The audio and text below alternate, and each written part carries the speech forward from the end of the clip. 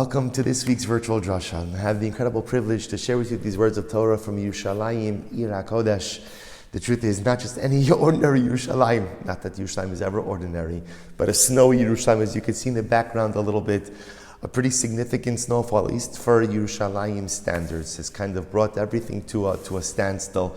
So I was walking down to the coastal this morning, it was eerily quiet, which of course on one hand was beautiful, for it allows for a sense of introspection that usually the hustle and bustle of Yerushalayim and of the old city don't usually allow for.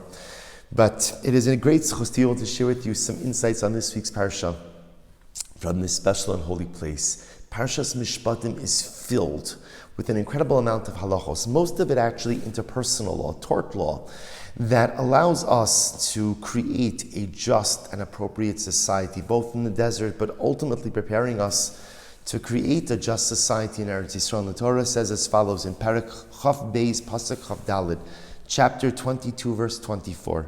Im kesef talve es ami es ha'ani imach lo sielo kinoshe lo sesimun alav neshech. Pretty straightforward halacha. The Torah tells us if you lend money, don't become like a creditor, don't charge interest.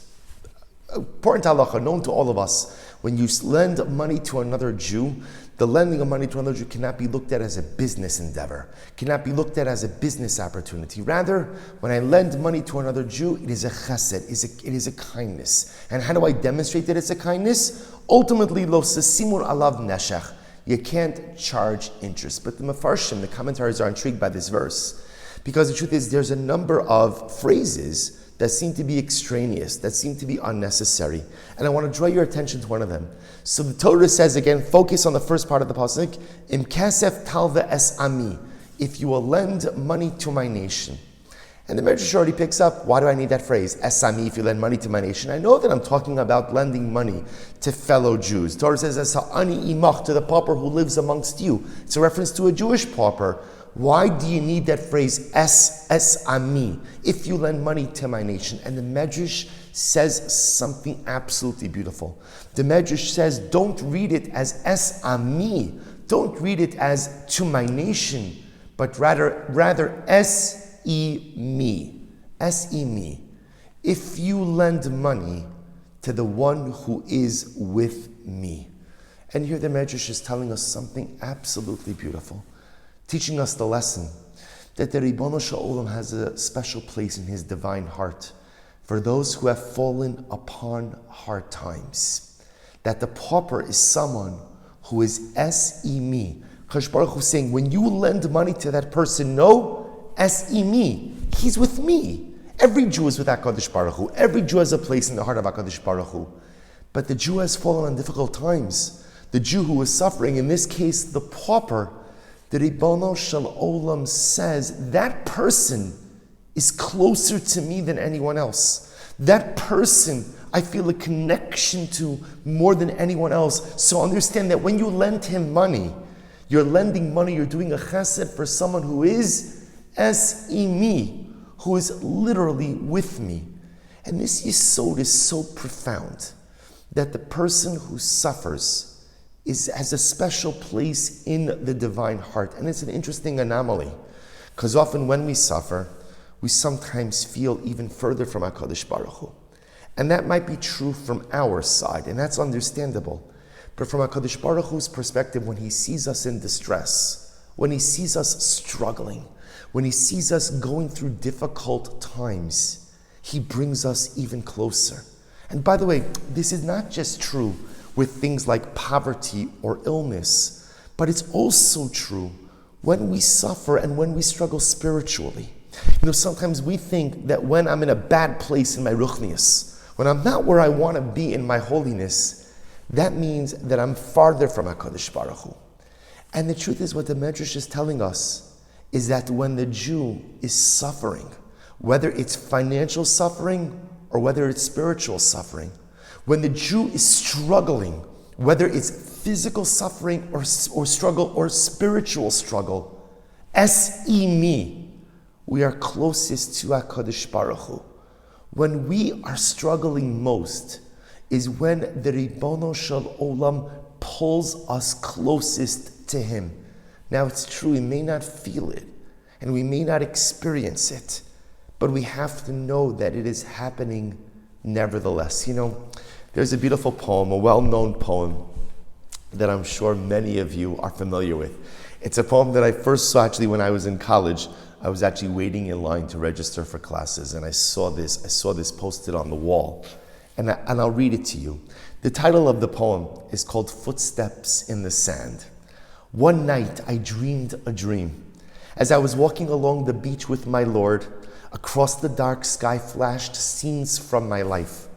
For each scene, I noticed two sets of footprints in the sand, one belonging to me and one belonging to the Lord. After the last scene of my life flashed before me, I looked back at the footprints in the sand and noticed that at many times along the path of my life, especially at the very lowest and saddest of times, there was only one set of footprints.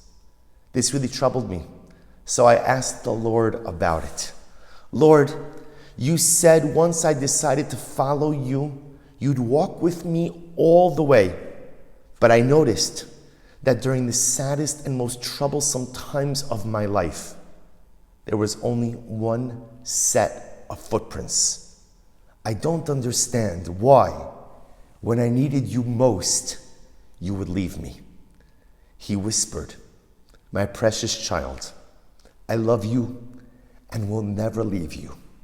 Never ever during your trials and testings, when you saw only one set of footprints, it was then that I carried you. You see, the Ribono Shel Olam is always close to us and always with us. And even in those times when we struggle, and it is natural during those struggles to feel so distant and so apart from Hashem. Like David HaMelech said, Keli, Keli, lama azaftani. But we have to recognize that in those times of struggle, be it physical struggle or spiritual struggle, the Ribono Shel Olam is closest to us. S-E, me, the one who struggles, Hashem says, is closest to me. The one who struggles is the one that HaKadosh Baruch Hu lifts up. And yes, there's only one set of footprints in the sand. But it's not because I walked alone. It's because HaKadosh Baruch Hu chose to pick me up. And this is the greatest source of chizuk for each of us in times of difficulty, in times of struggle. We all struggle. And we all have incredible moments when we feel so alone and so forsaken. And maybe for some it's with poverty, and others it's health, and others it's fertility, and others it's finding a shidduch. And there are so many of us that struggle spiritually because I feel I'm just not where I need to be in life. I'm not doing what I need to be doing. I'm not the person I'm capable of becoming. And in those moments, we feel such a sense of divine estrangement. I feel so far. But in those moments, let us remember. Chumash Shmos, Perek Chav Beis, Pasuk Chav Daled, Im Kesef Talva Es Ami, not Es Ami, says the Medrash, but Es Imi. In those moments when we struggle most, those are the times when HaKadosh Baruch Hu holds us closest. May we be Zoche Mirtz Hashem to feel that closeness, to gain that chizuk from knowing that when we struggle, HaKadosh Baruch Hu never lets go. And may that knowledge that our Father is always close allow us to see a way through our difficulties, through our suffering, and through our struggles. Wishing everyone a good Erev Shabbos and a beautiful Shabbos Kodesh.